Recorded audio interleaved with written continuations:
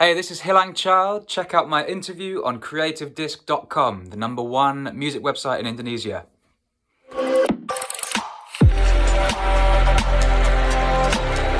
All right, welcome to Creative This exclusive interview. It's the segment where you can know deeper about the artists. And today we're going to talk with someone who's ready to hit the world with his music. And he's from Indonesia, I think. Please welcome Ed Rimar, aka Hilang Child. Thank you. Thank you for having me. How are you? I'm good, thank you. Yeah, I'm just about surviving the pandemic. Just Whoa, about. Yeah, how are you? I'm good as well. And how's the pandemic over there? How's quarantine? Oh, it's okay. Yeah, we're in lockdown at the moment, and we're not sure. We don't know when they haven't said when it's going to end yet. So, yeah, just trying to keep your head above the water, just being stuck in the same place all day. Yeah, obviously can't do any shows or any tours or anything like that, but we'll get through it. We'll be okay. Okay. I As hope. I can see in your face that you're okay, doing well, and you ready to hit the world with the I new album. Yeah, yeah. But first thing first, maybe this question is one question that people curious about. Mm, People want to know, especially in Indonesia, mm. why Hilang Child? I basically when I first started writing and releasing music, I had a lot of friends that were very talented musicians, and I was so nervous about people hearing my songs and hearing my singing voice that I Oh, didn't want to use my real name when I put them online because I didn't want people to know it was me. So I kind of I decided, well, okay, I wanted to take some kind of influence from my heritage and my culture, so yeah, I was like, I want to have one Indonesian word and one English word. So I just chose Hilang. People in the UK don't know what Hilang means. It just to them it's just like a mysterious word. And then child, obviously, which they do know. So it's like Anak Hilang, Hilang child. Um, yeah, but to people in the UK it seems very mysterious, and then to people in Indonesia it's like people they kind of know what I'm trying to say. But, but to be honest, in people in Indonesia are very curious. Are you lost or something, or are you searching for something? mm. Well, I think you know what. It probably partly choosing that word was because, like I said, when I first started, I mean, it's different now, but when I first started writing, I kind of wanted to hide myself Oh, from I wanted to hide the fact it was me from other so people. that's So why it you was kind choose of Hilang. exactly. And then so obviously, now it's now obviously everyone knows who I am and people know my Yeah. face and my friends know it's my music. But the name was just it just stuck. I liked the name and decided to keep it. Okay, so you decided to keep your name as Hilang Child. Yeah. For I see. music anyway. Yeah, yeah. Yeah. Okay, for the name Hilang Child, which is like for us in Indonesia is very what is called catchy and something Yeah. like people will stuck with the name. Cool. And when the people hear your music, they feel like, oh, this is like the new kind of music as well. uh, what's the thing that influenced in your music actually?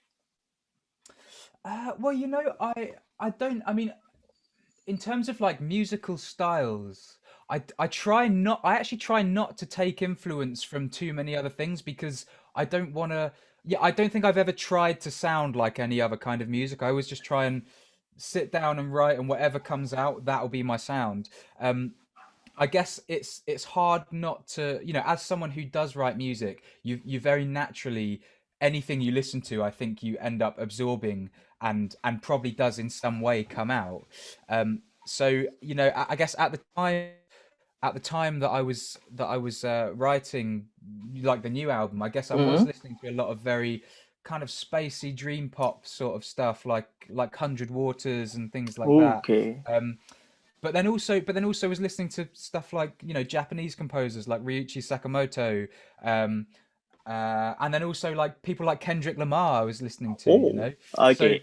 I think yeah, in terms of like the I can't remember if your question was about like this, like my sound or my influence, but I think it's probably just become like an amalgamation of lots of different things I've listened to that Wow. probably just naturally come out in my music, which I don't mean to, but you know, yeah. I like that actually. To be honest, I very like because Yeah. I hear your album every mover, the new Mm, album. It's like the what is called like the dreamy or something like electrify for me. mm. And you why you choose the title of your new album, Every Mover? To be honest. Uh, so this the album is about kind of dealing with like self-esteem issues and worrying about what other people think, and it's about like trying to move on from that. And while I was writing it, one thing that I really kind of noticed was that it's not just me that deals that feel that goes through this stuff. Like so many people go through this exact same thing. Yes. um and there's a we yeah there's like a there's a phrase. I don't know if if you I don't know if it's known in kind of outside of English speaking languages, but there's sorry, English speaking countries, but there's a phrase about movers and shakers, which is basically movers Okay. and shakers is it kind of means, you know, people who are doing things and making things happen for themselves. And I had a lyric about like every mover and shaker, and I basically just felt like actually kind of every mover sort of represents the fact that what I'm talking about on this album is something that everyone deals with. It's not just me on my own. It's something that everyone at some point, no matter how successful, probably deals with these feelings. All right. Maybe are there any differences rather than your first album, Years? Any Yeah, difference? the main difference for me was that this album was much more collaborative. So I had a lot of the first album was mostly just me on my own writing and recording everything from home or maybe in a studio sometimes, but it was very much me on my own that first album. This time around, I wanted to make sure that it was.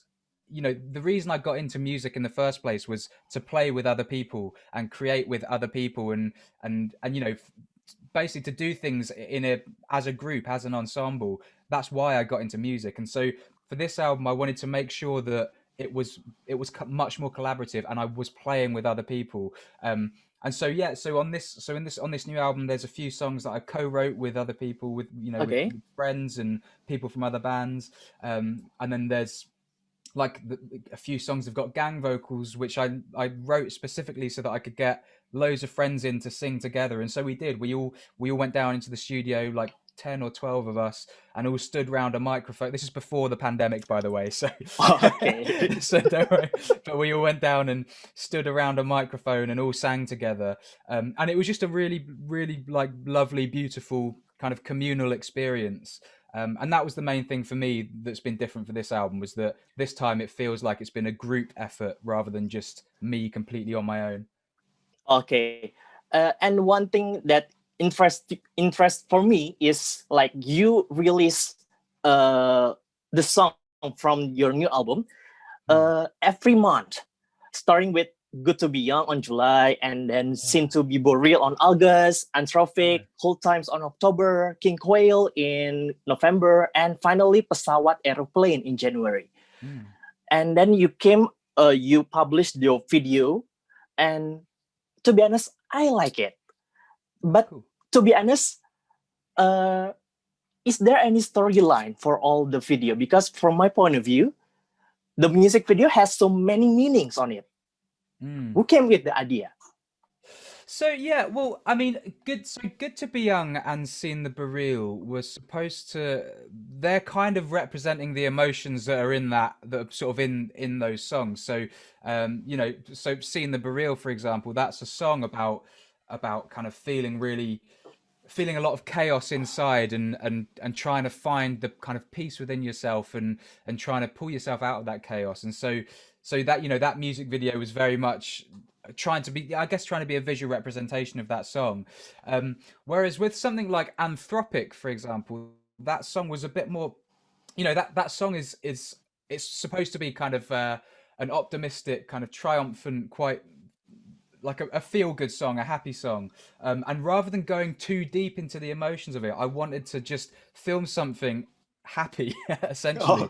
And so I got just a couple. I got my brother and a friend of mine to just we just went out to just have a day of fun, have a day of skateboarding, um, and ended up working that into a music video.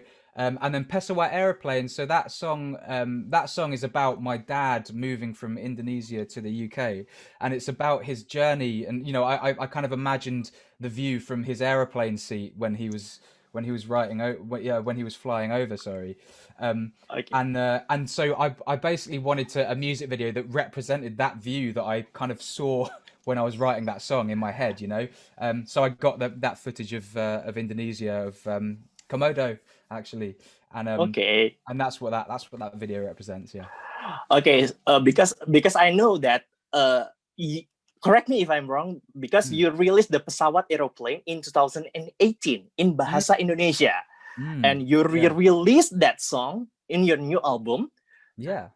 just kind to represent your love with your dad, or Yeah.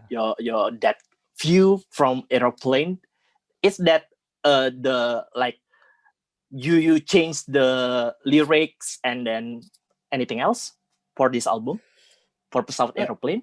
Yeah, so I basically I first wrote that song actually just before I went on tour in Indonesia in 2018. I came and played some shows in Jakarta and in Bali. Oh, Um okay. and so I wrote the song. I actually wrote that song when I was kind of just before going on tour, because I was just thinking about the sort of the journey between my dad coming to the UK and then now, however many years later, me going back to Indonesia to perform.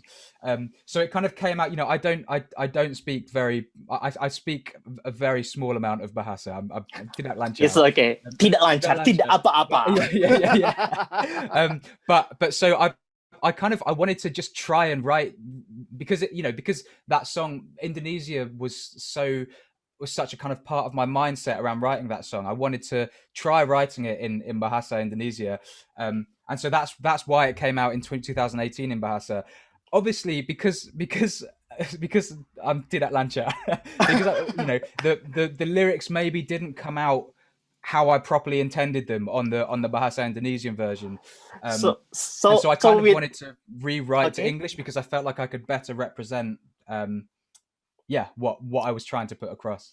Okay, so with that, maybe I can think that you prefer to wrote some songs, some lyric in English rather than bahasa, even though that you have like Indonesian blood on it.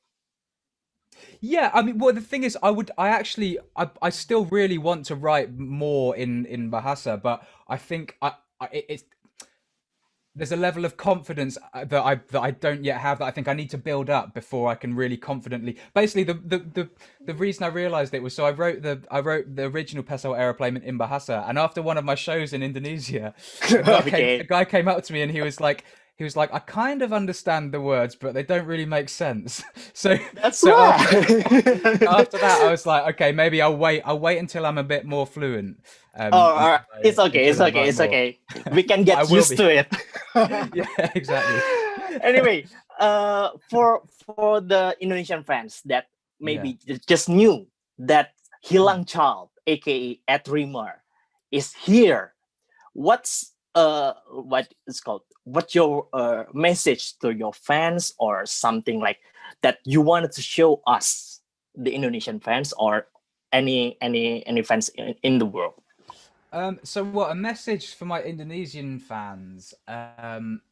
I guess I'd like to tell you that as soon as I can, I want to come over and tour again in Indonesia and just involve myself as much as possible. Like it's very important to me to stay connected to Indonesia and that side of my heritage, because I've got so much family there.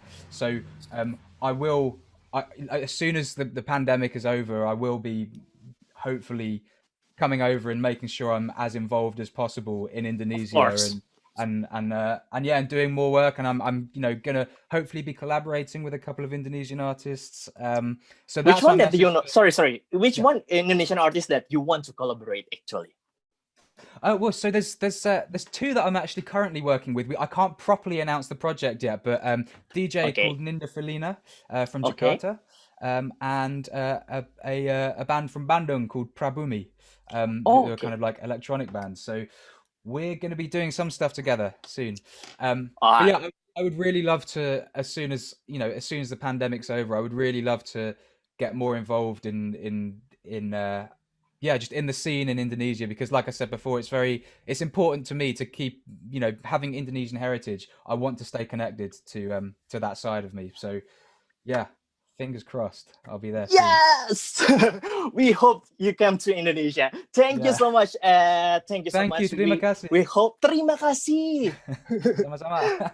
Sama-sama. Thank you so much. Thank you. I really appreciate it. Thank you for having me.